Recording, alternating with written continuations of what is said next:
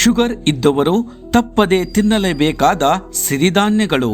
ಸಿರಿಧಾನ್ಯಗಳಲ್ಲಿ ಯಾವುದೇ ಬಗೆಯ ಗ್ಲೂಟೆನ್ ಅಂಶ ಮತ್ತು ಆಮ್ಲದ ಅಂಶ ಇರುವುದಿಲ್ಲ. ಹೀಗಾಗಿ ಇದು ಶುಗರ್ ಇರುವವರಿಗೆ ಹೇಳಿ ಮಾಡಿಸಿದ ಆಹಾರವಾಗಿದೆ. ಸಿರಿಧಾನ್ಯಗಳಲ್ಲಿ ಅತಿ ಕಡಿಮೆಯ ಕ್ಯಾಲರಿ ಇದೆ, ಅಲ್ಲದೆ ಸುಲಭವಾಗಿ ಜೀರ್ಣವಾಗುವುದಿಲ್ಲ.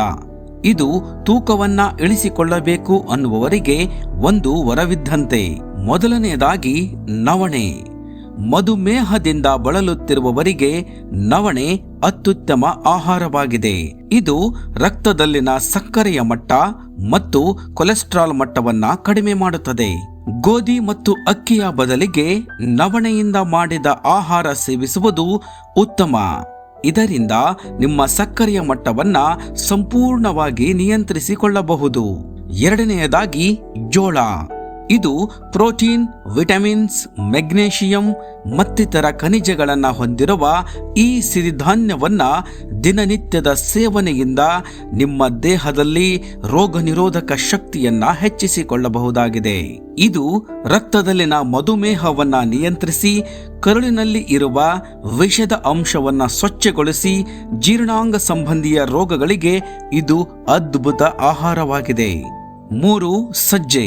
ಇದು ಜಗತ್ತಿನ 6ನೆಯ ಪ್ರಮುಖ ಆಹಾರ ಧಾನ್ಯವಾಗಿದ್ದು ಸಜ್ಜೆಯಲ್ಲಿ ಹೇರಳ ಪ್ರಮಾಣದಲ್ಲಿ ಫೈಬರ್ ಕಂಡುಬರುತ್ತದೆ. ಇದು ಹೊಟ್ಟೆಯಲ್ಲಿ ಆಹಾರವನ್ನ ನಿಧಾನವಾಗಿ ಜೀರ್ಣಿಸುತ್ತದೆ. ಹೀಗಾಗಿ ಇದು ರಕ್ತದಲ್ಲಿನ ಸಕ್ಕರೆಯ ಮಟ್ಟವನ್ನ ನಿಯಂತ್ರಣದಲ್ಲಿ ಇಡಲು ಪ್ರಮುಖ ಸ್ಥಾನ ವಹಿಸುತ್ತದೆ. ಶುಗರ್ ಇದ್ದವರಿಗೆ ಸಾಮಾನ್ಯವಾಗಿ ಹೃದಯ ರೋಗ ಬರುವ ಅಪಾಯವಿರುತ್ತದೆ. ಸಜ್ಜೆ ಸೇವನೆಯು ಅನೇಕ ಹೃದಯ ಸಮಸ್ಯೆಗಳನ್ನು ಕಡಿಮೆ ಮಾಡಲು ಸಹಾಯ ಮಾಡುತ್ತದೆ.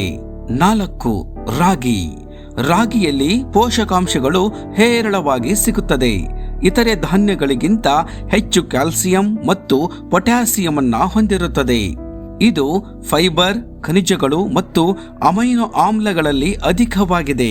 ಇದು ರಕ್ತದಲ್ಲಿರುವ ಸಕ್ಕರೆಯ ಮಟ್ಟವನ್ನ ನಿಯಂತ್ರಣದಲ್ಲಿ ಇಡುತ್ತದೆ. ಇದು ಅದ್ಭುತ ರೀತಿಯಲ್ಲಿ ಕೊಲೆಸ್ಟ್ರಾಲ್ ಮಟ್ಟವನ್ನ ಕಡಿಮೆ ಮಾಡುತ್ತದೆ. 5. ಉದ್ದು. ಇವುಗಳಲ್ಲಿ ಕಾರ್ಬೋಹೈಡ್ರೇಟ್ಗಳು ಕಡಿಮೆ. ಇದರಲ್ಲಿ ಗ್ಲೈಸೆಮಿಕ್ ಇಂಡೆಕ್ಸ್ ಕಡಿಮೆಯಾಗಿದೆ. ಮಧುಮೇಹ ಮತ್ತು ಹೃದಯ ಸಂಬಂಧಿ ಕಾಯಿಲೆಗಳಿಂದ ಬಳಲುತ್ತಿರುವವರಿಗೆ ಇವು ತುಂಬಾ ಒಳ್ಳೆಯ ಆಹಾರವಾಗಿದೆ.